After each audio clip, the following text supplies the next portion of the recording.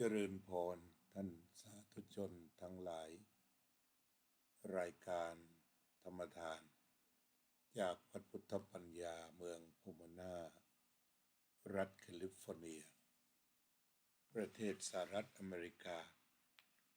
มาพบกับท่านผู้ฟังท่านผู้ชมอีกวาระหนึ่งเรายังคงนำธรรมะขององค์พระสัมมาสัมพุทธเจ้าในส่วนอริยมรรคมีองค์8มาสนทนาธรรมกันก่อนจะเข้าสู่รายการสนทนาขอทักทายท่านผู้ร่วมรายการโยมสุนิตวงศ์สุเทพอาจารย์สาธิตธีรปัญโยขอเจริญพรและสวัสดีทั้งสองท่านเมื่อวานนี้จัดไปได้ช่วงหนึ่งพอดีโปรแกรมอัปเดตขึ้นมาปุ๊บพับก็ดับไปก็พูดไปเรื่อยไม่รู้นัวรู้ตัวไปหลายนาทีเกือบ20 นาทีญาติโยมก็ไม่ได้เห็นเพราะว่าโปรแกรมพออัปเดตพับมันต้องปิดเครื่องโดยอัตโนมัติเรียกว่ารีสตาร์ทวันนี้ก็พยายามสังเกตดูงานด้านเทคนิคไปด้วยถ้าเครื่องดับก็หยุดถ้าเครื่องไปได้น่าจะไปตลอดรอดฝั่งโยมพรพันธ์เบรดเล่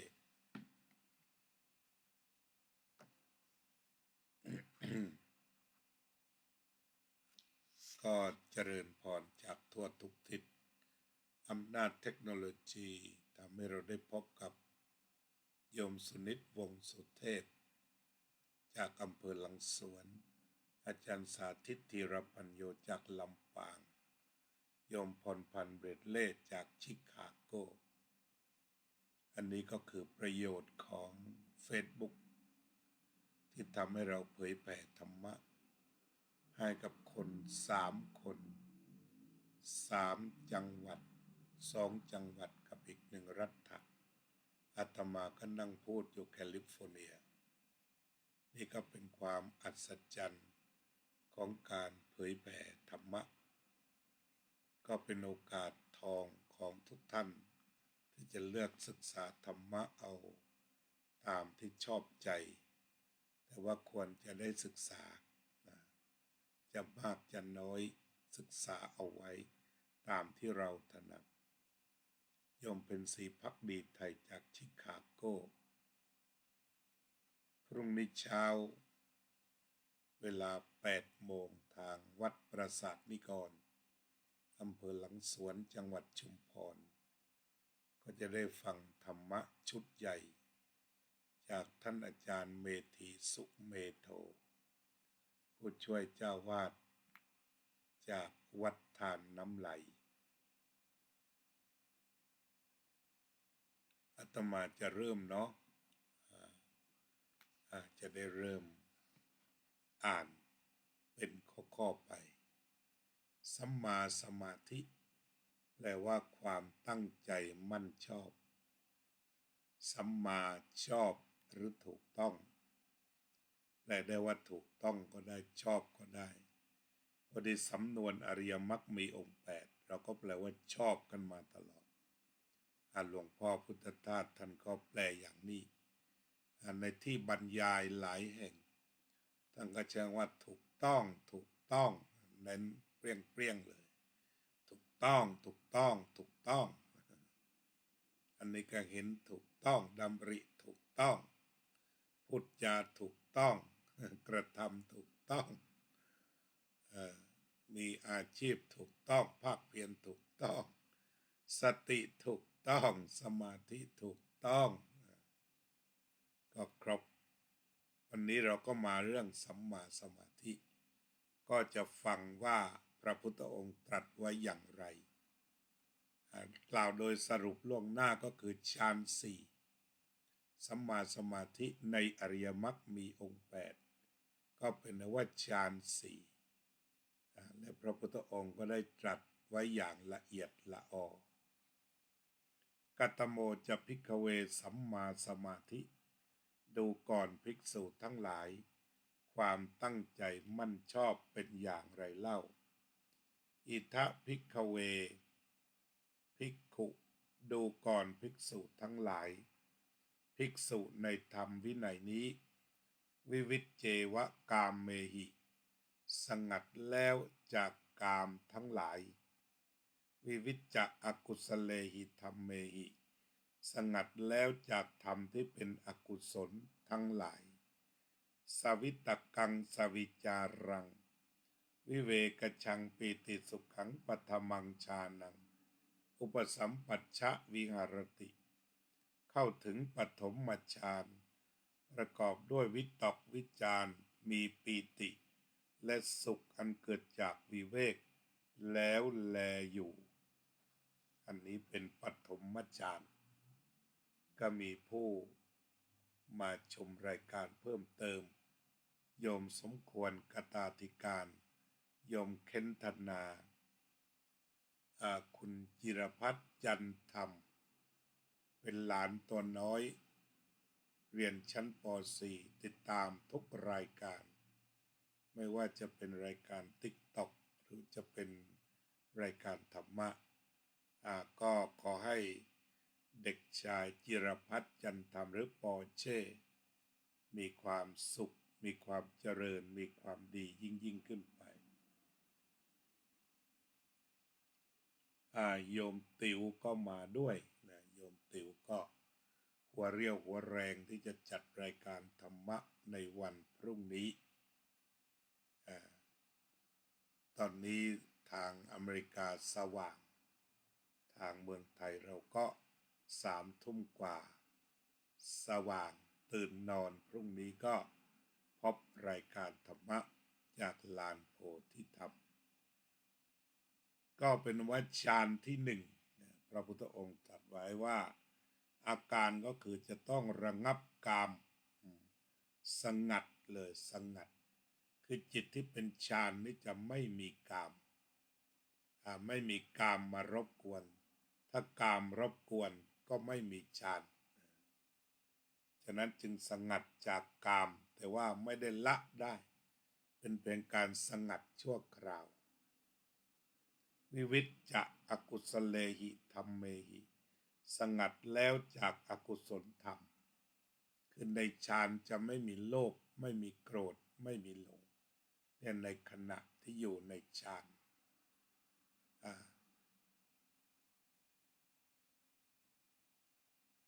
สงัดแล้วจากธรรมที่เป็นอกุศลทั้งหลายสวิตกังสวิจารังวิเวกจังปิติสุขัง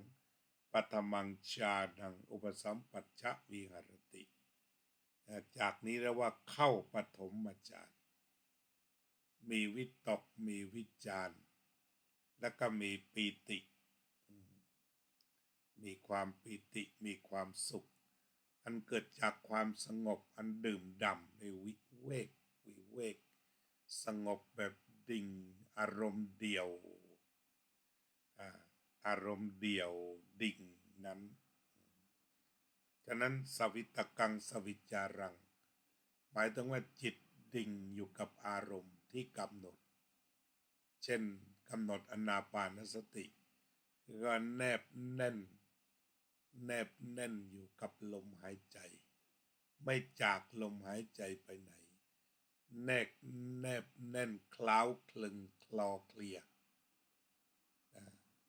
ถ้าว่าเป็นสวิตกังคือวิตกไม่ได้แปลว่ากังวลแปลว่าปรับใจลงไปแล้ววิจารณ์แปลว่าจิตที่คลอเคลียคล้าวคลึงโดยท่านอุปมาว่าเหมือนแมลงผู้หรือแมลงผึ้งเวลาที่ลงไปดื่มน้ำหวานจากดอกไม้ก็จะเจาะใช้ปากเจาะลงไปก่อนนะปากของผึ้งของพวกนี้ก็จะมีที่ดูดน้ำอยู่ปากเขายาวก็ปักชึกลงไปก่อนหลังจากนั้นก็คล้าวคลึง คลาวคลึงก็บรรดาปีกบรรดาอะไรทั้งหลายก็จะเปื้อนไปด้วยเกสรจากการดูดดื่มน้ำหวานนั้นเรียกว่ามีความคล้าวคลึงมีความสุขมีความสุขมีความปีติอันนี้ก็อุปมาแบบนั้นหรือบางทีก็อุปมาว่าเหมือนตีระฆังเป้งตรงนั้นเป็นวิตกแล้วก็เงงงางตรงนั้นก็เป็นวิจารณ์ที่เราปังที่กระทบแรกนี่เป็นวิตกและเสียงระฆังที่ครวญมางังยาวๆตรงนั้นเป็นวิจารณ์คือเรียกว่าจะมีความเชื่อมโยงกันวิตกก็คือว่าเพ่งส่วนวิจารณ์นี่คล้าวเคลียคลอเคลียจิตไม่ห่างไปไหนเลยไม่ห่างไปไหนอยู่ตรงนั้นจะนานแสนนานก็ตามก็เกิดทั้งสุขทั้งปีติไม่มีกามไม่มีโลภโกรธหลงในขณะนั้นเป็นปฐมฌานต่อไปก็วิตกะวิจารดังวูปสมาเพราะความที่วิตกวิจารทั้งสองระงับลงอัจฉตังปีติอัจฉตังสัมปสาทนังเจตโสเอโกทิภาวังอวิตกังอวิจารังสมาธิชังปีติสุขังทุติยังฌานังอุปสัมปัชชะวิหารติเข้าถึงทุติยฌานทุติยฌานนั้นเป็นอย่างไรเป็นเครื่องผ่องใสแห่งใจในภายในใจจะมีความผ่องใสมากเอโกทิภาวังเอโกทิภาวังสมาธิเป็นเอกก็คือยังดื่มด่ำทางเดียวเลยคือจิตไม่ไหวเลยเพ่งตรงไปเลยแล้วก็ละวิตกวิจารละวิตกวิจารไม่มีวิตกไม่มีวิจารมีแต่ปีติและสุขก็คือมีปีติสุขล้วนๆมีปีติมีสุขมีเอกคตาคือเอโกทิภาวังคือจิตดื่มด่ำด้วยความปีติและความสุขนั้นอีก3 ท่านโยมสุภาวดีเมดามีดาโยมพงษ์พัฒน์บุตรศรีคุณประสิทธิชัยครุฑกาศเจริญพรยินดีปีติยาจะวิราคาอันหนึ่งเพราะความจางคลายไปแห่งปีติอุเปกขโกจะวิหารติสัตโตจะสัมปชานโนย่อมเป็นผู้อยู่อุเบกขามีสติและสัมปชัญญะทีนี้ต่อมาก็คือจิตก็เรื่องดิ่งนี่เป็นตัวหลักคือจิตสงบมากขึ้นมากขึ้นจับอยู่ปักอยู่กับอารมณ์เช่นเราจะใช้อานาปานสติก็จะปักอย่างเดียวไม่ไหวแล้วก็ค่อยๆละบางอย่างจนเหลือแต่ความสงบเป็นผู้อยู่อุเบกขาแล้วแลอยู่สุขขันจะกาเยนะปฏิสังเวเทติย่อมเสวยความสุขด้วยนามกายยันตังอริยาอาจิขันติอุเปกขโกสติมาสุขวิหารีติชนิดที่พระอริยเจ้าย่อมกล่าวสรรเสริญว่าเป็นผู้อยู่อุเบกขามีอยู่เป็นปกติสุขตติยังฌานังอุปสัมปัชชะวิหารติเข้าถึงตติยฌานแล้วแลอยู่ทีนี้ต่อไปก็เรียกว่าละปีติอีกจางคลายแห่งปีติ ก็มีสติมีสัมปชัญญะ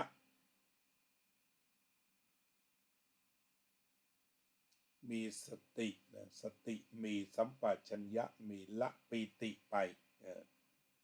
เพราะละปีติไปความจางกลายไปแห่งปีติอุเปกขโกเรียกว่าจิตเป็นกลางอย่างยิ่งอุเบกขโกจิตเป็นกลางอย่างยิ่งที่สุด ทีนี้กลางระหว่างในสติสโตจะสัมปชัญโนต้องมีสติสัมปชัญญะทีนี้ตรงนี้ทุกครั้งที่ว่ามีอุเบกขาเนี่ยก็คือว่าไม่ใช่ไม่มีอะไรประกอบแต่จะต้องมีสติสัมปชัญญะเป็นตัวประกอบโยมสุพรรณิกาฉายาลักษณ์โยมกัลยาว่องทิพย์ของข้านั้นการที่มีอุเบกขาต้องมีสติมีสัมปชัญญะขณะเดียวกันก็เสวยสุขด้วยนามกายที่พระอริยเจ้าทั้งหลายกล่าวว่าอยู่อุเบกขามีสติอยู่เป็นปกติสุขคือจิตก็ถูกขัดจนกลายเป็นปกติถูกขัดเกลาด้วยจิตที่ดิ่งลงไปในฌานที่ว่าเนี่ยอันนี้3ฌานตติยังฌานังอุปสัมปชวิหรติเข้าถึงฌานที่3เป็นลักษณะฌานที่3ก็คืออยู่อุเบกขามีสติและจิตปกติเนี่ยชอบจิตปกติยอมจิตนานุนะยอมกิตติมาบริกยินดีต้อนรับรายการธรรมทาน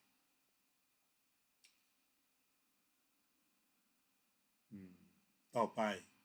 สุขขัสสจะปาหานาเพราะละสุขเสียได้ละสุขด้วยละสุขแล้วทีนี้คือความสงบด้วยสุขด้วยในฌานที่1 ถึง 3แต่พอมาฌาน4ละสุขด้วยตอนนี้ทุกขัสสะจะปหานาละทุกข์ด้วย ในฌาน4คือเหนือสุขเหนือทุกข์ไม่มีสุขไม่มีทุกข์เพราะฉะนั้นตรงนี้เราก็จะต้องเอาคำที่ชาววัดพูดกันสุขไม่มีแต่ทุกข์มากและทุกข์น้อยก็ต้องเล่นคำว่าถ้าทุกขะแปลว่าทนยากสุขะคือทนง่าย ทีนี้สภาวะจตุตฌานนี่แปลว่าไม่ต้องทน เพราะละสุขและทุกข์เสียได้ไม่ต้องทนสุขมันทนน้อยใช่ไหมทุกข์มันทนยากทนง่ายสุขทนง่ายทุกข์ทนยากแต่ว่าถ้าละสุขกับทุกข์ได้ก็คือไม่ต้องทนปกติที่สุดอุปเพวะโสมนัสโทมนัสสานังอัตถังขมาเพราะความดับไปแห่งโสมนัสและทุกขมนัสทั้งสองในการก่อนอทุกขมะสุขขังอุเปกขาสติปาริสุทธิงตัดจตุถังฌานังอุปสัมปัชชวิหารติเข้าถึงจตุตถฌานไม่มีทุกข์ไม่มีสุขมีแต่ความที่สติเป็นธรรมชาติบริสุทธิ์เพราะอุเบกขาแล้วแลอยู่ดาเนียลเอ็กโฮมwelcome Daniel welcome from Sweden are you in Sweden right now welcome good morning from California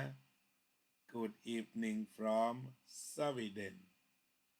if you have a good evening good thing in evening then you have good evening I am good in the morning I can say good morning to me and to you Welcome เจริญพรโยมนิพาพรยิ่งรุ่งโรจน์ทีนี้ฌานสี่ไม่มีทุกข์ไม่มีสุขมีแต่ความที่สติบริสุทธิ์เพราะอุเบกขาแล้วแลอยู่สวัสดีลูกปอเช่ตาหลวงสวัสดีนะอยู่ฟังธรรมะจนดึกเป็นเด็กดีนุชจะเป็นเด็กดีนุชจะเป็นเด็กดีการเป็นเด็กดีนั้นทำให้พ่อแม่ชื่นใจคุณปู่ชื่นใจคุณอาชื่นใจคุณป้าชื่นใจไปโรงเรียนครูชื่นใจตาหลวงชื่นใจเด็กดีเอาแค่นั้นเจอใครก็ชื่นใจตามหลังพระพุทธเจ้าพระพุทธเจ้าเป็นเจ้าชายสิทธัตถะใครเจอก็ชื่นใจทั้งหมด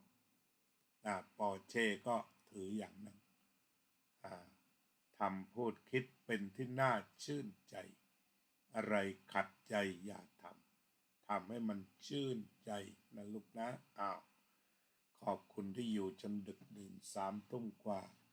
มีเด็กคนเดียวในโลกที่มาฟังธรรมเนี่ยพรุ่งนี้ไปวัดนานได้บุญแล้วปอเช่ไปฟังธรรมะนะกับตาหลวงเมธี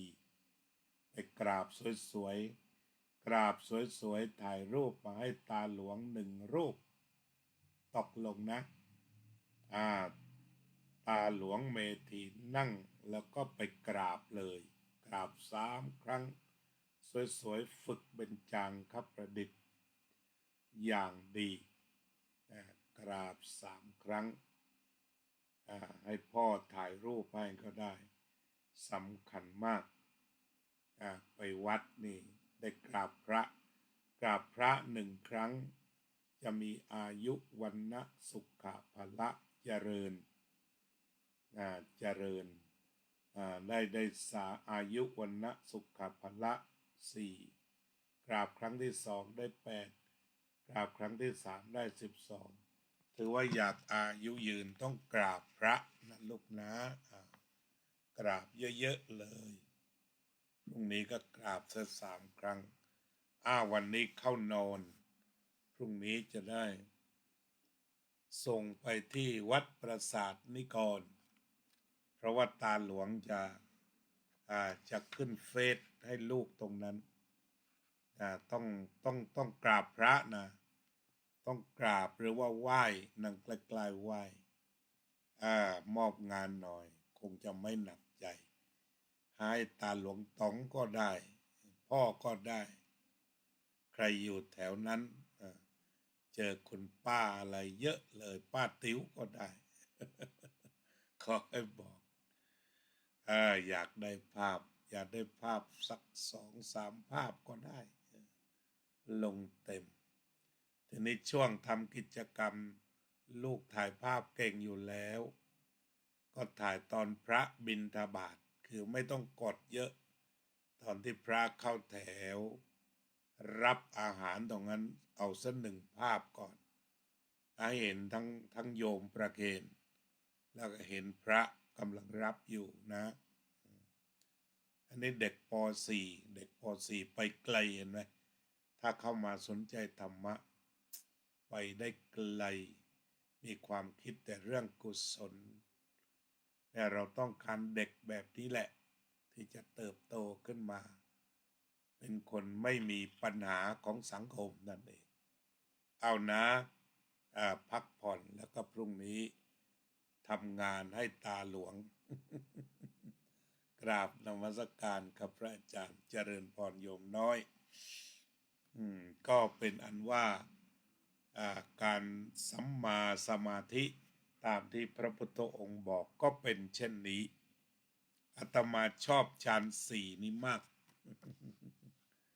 ชอบที่พระพุทธเจ้าตรัสนะไม่ได้บรรลุได้เพียงสงบ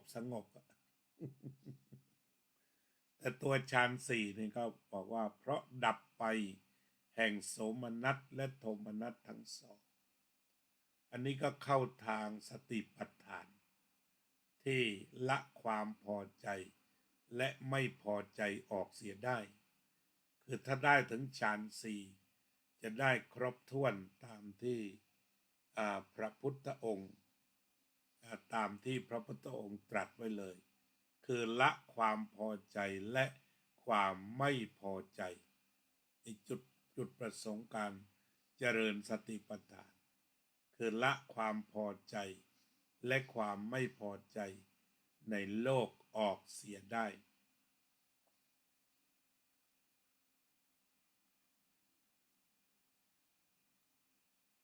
เพราะนั้นตติยฌานไม่มีทุกข์ไม่มีสุขเราจึงต้องอธิบายว่าสุขะทนง่ายทุกขะทนยากจึงไม่ต้องทนเป็นสภาวะที่เหนือทนนะฌานสี่เนี่ย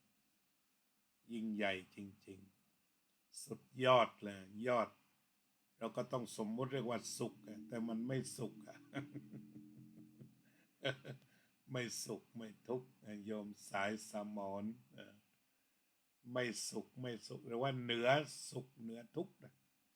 เหนือสุขเหนือทุกข์เลยไม่ต้องทนทนยากทนง่ายไม่ต้องทน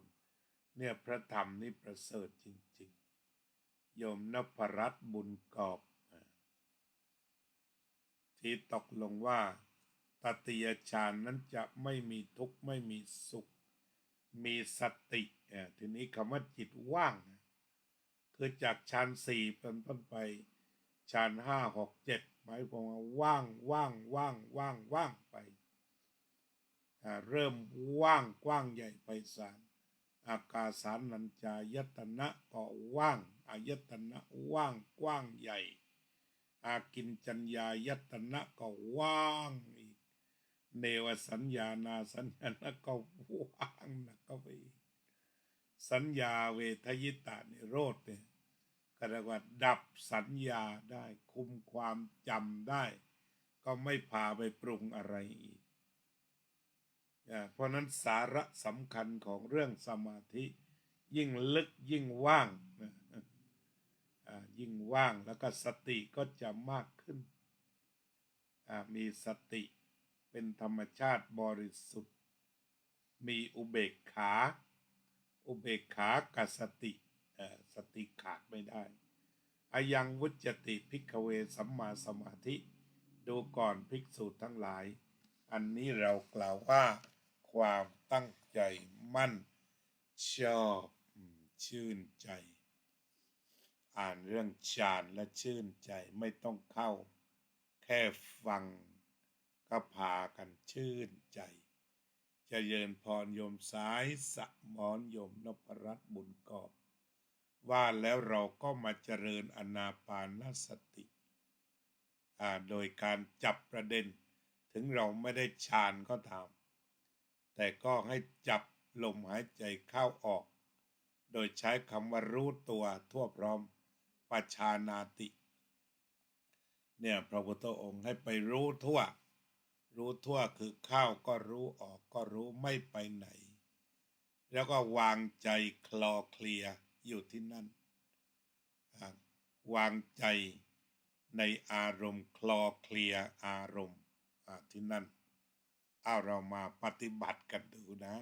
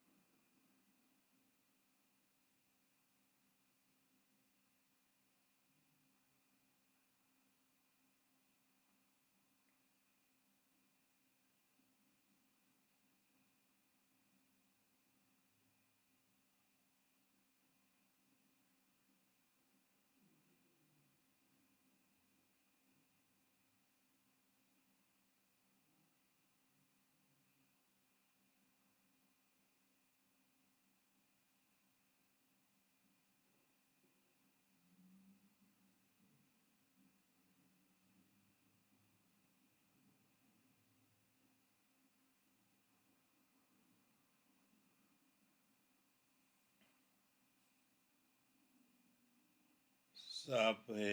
สัตตาสัตว์ทั้งหลายที่เป็นเพื่อนทุกข์เกิดแก่เจ็บตายด้วยกันทั้งหมดทั้งสิ้นอเวราโหนตุจงเป็นสุขเถิดอย่าได้มีเวรแก่กันและกันเลยอัพพยาปัชชาโหนตุจงเป็นสุขเถิดอย่าได้พยาบาทเบียดเบียนซึ่งกันและกันเลยอนิฆาโหนตุจงเป็นสุขเถิดอย่าได้มีความ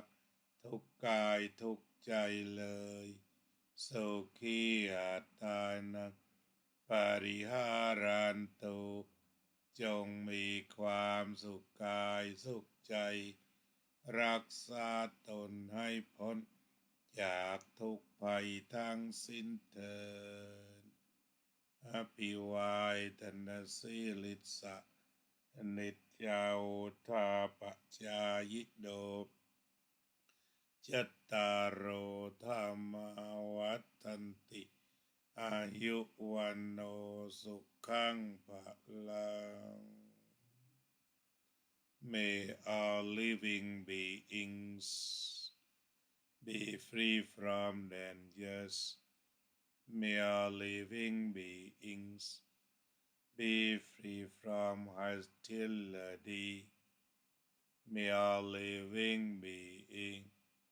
be free from aversion. May all living beings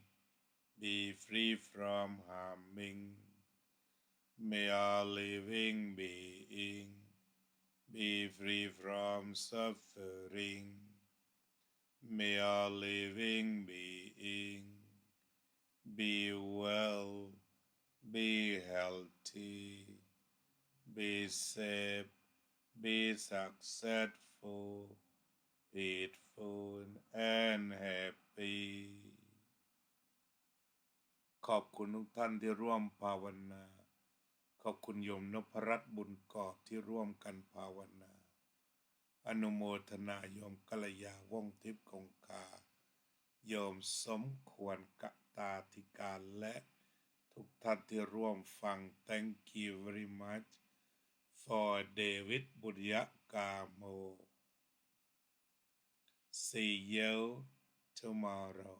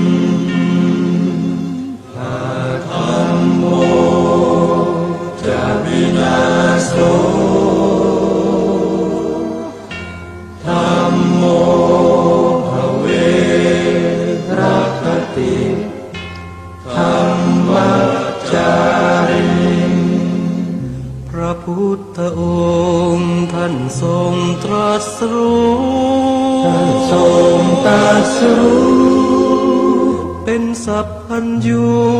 ตรัสสอนความจริงว่าธรรมะย่อมชนะทุกสิ่งเป็นที่พึงพิงแก่ผู้ประพฤติชอบธรรมธัมโมจะวินาโสธัมโมภเวรัคติธัมมัจจาริอำนาจใดๆก็ตามย่อมถึงความพินาศถ้าขาดธรรมะประจำ ใครอยู่คำฟ้าเราต่างเกิดมาใช้กันจงอยู่ในศีลในธรรมคิดทำแต่กรรมที่ดีอาธัมโมจะวินาโสธัมโมภเวรัคติธัมมัจจาริธรรมส่องสว่างสู่ทางสุขสีคำจุนโลกนี้นิรันดร์อาธัมโมจะวินาโส